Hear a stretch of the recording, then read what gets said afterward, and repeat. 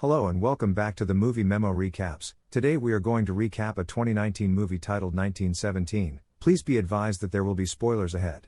The story begins on April 6, 1917, against the backdrop of a world engulfed in the chaos of World War I. Two British soldiers, William and Tom, find a brief respite beneath the shade of a tree, their weary bodies seeking solace from the relentless turmoil surrounding them. Their moment of peace is abruptly shattered when another soldier arrives, rousing them with urgent news. The general has summoned them. Without delay, William and Tom report to the general, who stands resolute, his expression grave. He informs them that their 2nd Battalion is stationed on the Western Front in northern France, comprising 1,600 soldiers under the command of Colonel Mackenzie. The last message from Colonel Mackenzie reveals a troubling development. German forces have abandoned their position following an assault. While this might suggest a retreat, the general suspects a cunning trap. He believes the enemy intends to reclaim their ground at dawn. However, Colonel Mackenzie lacks visibility on the Germans' new location, which lies nearly 3 miles away and is likely fortified with weapons, ammunition, and artillery. The general's voice carries the weight of urgency as he warns that if the battalion advances into the seemingly abandoned area, they will be ambushed, resulting in the deaths of all 1,600 men. With communication lines severed by enemy action, there is no way to alert Colonel Mackenzie except by delivering the message in person. In a moment of fateful decision, William and Tom are chosen for this perilous mission. As they set out, Tom's determination is palpable. He is driven by the fear for his brother, who is among the battalion. William, however, urges caution, suggesting they wait until nightfall to traverse the treacherous terrain where German soldiers could be lurking. Yet Tom's resolve does not waver. He insists on moving forward without delay. Their journey leads them to the edge of an underground trench system, where death looms ominously all around them. A weary soldier stationed there warns them that from this point onward, they are on their own but offers a shortcut toward the Western Front. With little choice, William and Tom abandon the safety of the trench and step into the open air. Outside, they are met with an eerie silence that blankets the ravaged battlefield. They cautiously advance across no man's land, a desolate expanse claimed by neither side, until they reach a German trench. To their surprise, it is completely deserted, suggesting that the enemy had fled only moments before. Realizing how narrowly they have escaped death, they begin to explore the trench and soon discover a bunker hidden within. As they enter, dread washes over them. A deadly trap awaits inside. A tripwire lies concealed and would detonate if disturbed. Just as they spot it in time to avoid disaster, a rat suddenly falls from above. In its frantic escape, it collides with the tripwire, triggering a massive explosion that violently hurls both men to the ground. Dazed and disoriented, Tom scans the rubble but cannot find William. Panic sets in until he finally spots his friend buried beneath debris. With urgency driving them, they manage to free William just as the bunker begins to collapse around them. There is no time to rest. Survival now hinges on their swift escape from the crumbling structure. They narrowly escape the deadly explosion, just in time to avoid a fate that seemed inevitable. As they press forward, a grim sight greets them: piles of abandoned weapons left by the retreating Germans. The realization dawns on William that their path is fraught with peril, leading only to death. He turns to Tom, questioning why he was chosen for this dangerous mission.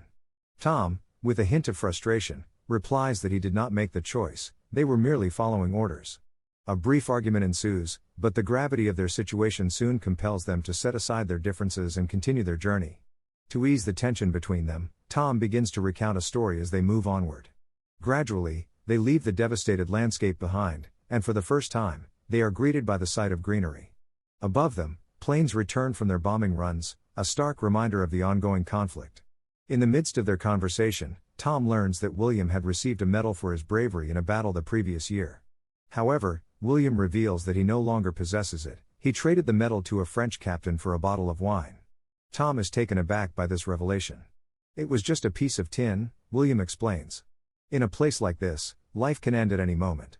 Soldiers are simply trying to eat, sleep, and hold on to their humanity. Out here, nothing feels valuable anymore." As they continue their trek, they come across a ruined farmhouse. Cautiously, they enter and search the empty space. Suddenly, their attention is drawn skyward as two planes engage in a fierce dogfight. In a horrifying turn of events, one damaged aircraft spirals out of control and crashes toward them. They dive inside just as the explosion rocks the ground behind them, sending debris flying. Amidst the chaos, they discover that the pilot of the burning plane is still alive but trapped within the wreckage. They manage to pull him free, only to realize he is a German pilot. William instinctively urges Tom to kill him, but Tom refuses and instead asks William to fetch some water. As William turns to comply, a scream pierces the air, Tom's voice filled with terror. He spins around to see the German pilot stabbing Tom. In an instant, William reacts, killing the pilot before rushing to Tom's side. The severity of Tom's wounds becomes clear as he struggles to speak. William attempts to lift him but is met with Tom's painful protest. He cannot go any further. Gently, William lays him down on the ground. "Am I dying?" Tom asks, his voice barely above a whisper. William nods solemnly, confirming what they both fear. In his final moments, Tom requests that William write a letter to his mother on his behalf. He wants her to know that he was not afraid and that he loved her dearly. "Do you know the way back?" Tom inquires weakly. William assures him that he will reach their battalion by morning and promises to find Tom's brother. As William speaks, he watches as Tom's eyes slowly close for the last time. Tom passes away there in the desolate landscape, leaving William alone to complete their mission. In a moment of profound sorrow, William takes Tom's ring and chain as keepsakes to return to his brother. Not long after, 2 British soldiers and a captain arrive on the scene. The captain regards William with curiosity and concern. "What are you doing here?" he asks. With urgency in his voice, William explains the dire situation and conveys the importance of his mission. He must reach the second front with a message to halt an imminent attack planned for the following day. The urgency of the situation weighed heavily on William's mind. If the attack were not halted, countless soldiers would face certain death.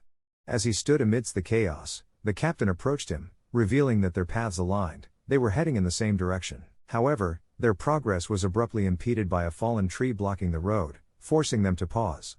William joined the battalion, riding with them in their vehicle, but he could not shake the memory of his fallen friend, Tom, nor the painful weight of loss that accompanied him.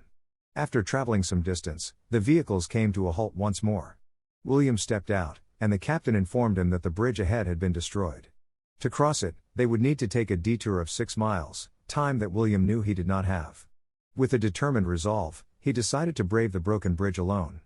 As he moved cautiously forward, gunfire erupted suddenly from within a nearby ruined building. The shots rang out ominously, compelling him to sneak inside. He ascended the creaking stairs with care until he reached a door. When he opened it, he found himself face to face with a wounded German soldier. In an instant, they exchanged gunfire. A bullet struck William's helmet, causing him to collapse. Time passed before William regained consciousness. He blinked against the dim light and realized that the German soldier lay dead on the floor. Miraculously, the bullet had merely grazed his helmet, leaving him alive but disoriented. Night had fully descended, and with the urgency of his mission pressing upon him, he knew he had to reach Colonel McGee before dawn. He exited the building and continued his journey just as an airstrike commenced overhead. The warning echoed in his mind: night was the most perilous time. Undeterred by the chaos surrounding him, William pressed on until he reached an area where a building was engulfed in flames. Suddenly, he spotted another soldier standing before him, a German soldier who opened fire without hesitation. Reacting instinctively, William dashed for cover and found refuge in a basement. Inside, he discovered a French woman already hiding there. With fear etched across her face, she pleaded for her life, insisting she had done nothing wrong. William quickly reassured her that she had no reason to fear him. He was not German. Exhausted and wounded in the neck, he sank down against the wall. The woman approached cautiously and began to bandage his injury with gentle hands. As he caught his breath, William's gaze fell upon a small baby nestled in the corner of the basement. The sight stirred something deep within him. He asked the woman if the child was hers. She shook her head, explaining that she had found the baby abandoned and taken her in. Moved by compassion, William retrieved the milk he had salvaged from the farmhouse earlier and handed it to her so she could feed the hungry infant. The child had gone days without proper nourishment, and hearing her soft coos amidst the relentless gunfire felt surreal to William. But soon reality set in. Dawn was approaching, and he knew he must leave. As he prepared to step outside, he was met with a grim sight. German soldiers swarmed the area. The woman tried to dissuade him from leaving, but William insisted that he had to go. In a final act of kindness, she pointed him toward the safest route to his destination, revealing that she was familiar with the terrain. With gratitude in his heart and a renewed sense of purpose, William set off once more into the uncertain dawn. William stepped outside, his heart racing as he took in the chaotic scene around him. German soldiers were everywhere. Suddenly, one of them lunged at him, covering his mouth with a rough hand. The soldier gestured for him to remain silent. But as soon as the grip was released, the man erupted into shouts. In a split second, William was forced to defend himself, drawing his weapon and killing the soldier before he could raise the alarm. Before he could catch his breath, another German soldier appeared. This time, William chose not to kill. Instead, he pushed the soldier aside and sprinted away. He dashed through the ruined, deserted streets of the city, the sounds of gunfire echoing behind him as the soldiers gave chase. Just when it seemed that all hope was lost, he spotted a tall building and made a split-second decision. Without hesitation, he leapt off the edge into the fast-flowing river below. The current swept him downstream, carrying him far away from danger. By the time he reached the riverbank, daylight had fully emerged. Exhausted and overwhelmed, William collapsed onto the ground and began to cry. He realized that by now, he should have delivered his urgent message to Colonel Mackenzie. A wave of despair washed over him as he contemplated his failure and the uncertain path ahead. Meanwhile, 1,600 soldiers were unknowingly marching straight into a German trap. Determined to find a way forward, William moved deeper into the forest. There, he stumbled upon a group of British soldiers resting. One soldier stood apart from the others, quietly praying. William quietly took a seat among them, but when the soldiers rose to their feet, they noticed him still sitting there. One of them approached and asked who he was and which battalion he belonged to. With urgency in his voice, William warned them not to engage the Germans and explained that he needed to reach the 2nd Battalion. To his astonishment, the soldier replied that they were indeed the 2nd Battalion. Shocked, William pressed for answers about why they hadn't yet attacked. The soldier explained that they were still waiting for orders to advance, the attack was planned for later. Realizing he had finally found the right place, William sprang into action, rushing toward Colonel Mackenzie. Around him, soldiers moved through an underground passage, moments away from emerging and launching an attack that would lead them into a deadly trap. William struggled to push through the crowd just as gunfire erupted above them. Panic surged through him as he understood that time was running out. He burst out of the underground passage and sprinted toward Colonel Mackenzie, dodging bullets and explosions that rained down around him. Finally reaching Colonel Mackenzie amidst the chaos, William urgently relayed that he carried a crucial message from the general demanding an immediate halt to the attack.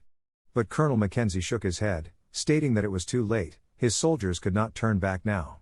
William pressed on, insisting it was a direct order. As he explained that the Germans had set a trap months in the making, Colonel Mackenzie's expression shifted from skepticism to understanding.